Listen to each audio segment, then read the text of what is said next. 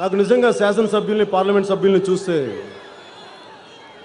పార్లమెంట్కి వెళ్ళండి, అసెంబ్లీలకు వెళ్ళండి, మీ వ్యాపారాలు మీరు చేసుకోండి, కానీ అప్పుడప్పుడు కొంచెం ప్రజా సమస్యల మీద కూడా దృష్టి పెట్టండి అని అడుగుదాం అనుకుంటాను.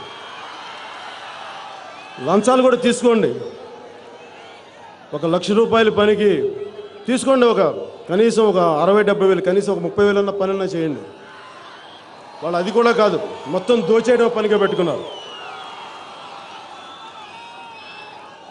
ఇలాంటి రాజకీయ నాయకులు ప్రజల కోసం పనులు చేయరు, చేసే వాళ్ళని చేయనివ్వరు, ఒకవేళ చేసే వాళ్ళని గుర్తించరు.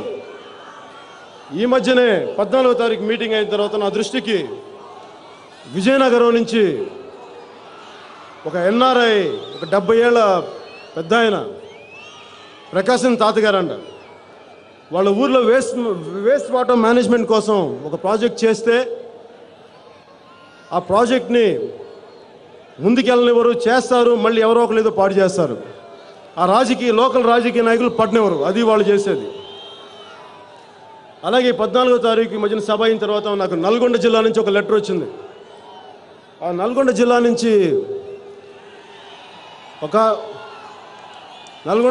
ఒక ఆయన లెటర్ రాస్తూ,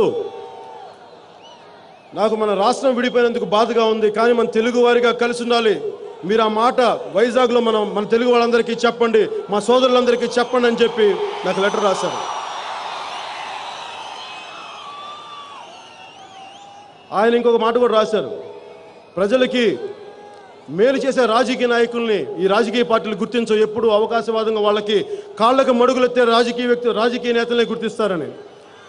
అలాగే మా జిల్లాలో జిట్టా బాలకృష్ణారెడ్డి అని చెప్పి ఫ్లోరోసిస్కి బారిన పడకుండా ఎంతోమందికి ఉపయోగపడే ఒక వ్యక్తిని పనులు చేయించుకొని వదిలేశారు. ఇలాంటి నిజంగా మీరు జనసేన పార్టీ పెట్టి సమాజానికి ఉపయోగపడే రాజకీయ నేతలు మీరు గుర్తించండి అంటే, నేను అందుకే జనసేన పార్టీ పెట్టానని చెప్పి వాళ్ళకి సమాధానం కూడా ఈ సభాముఖంగా మీకు చెప్తున్నాను.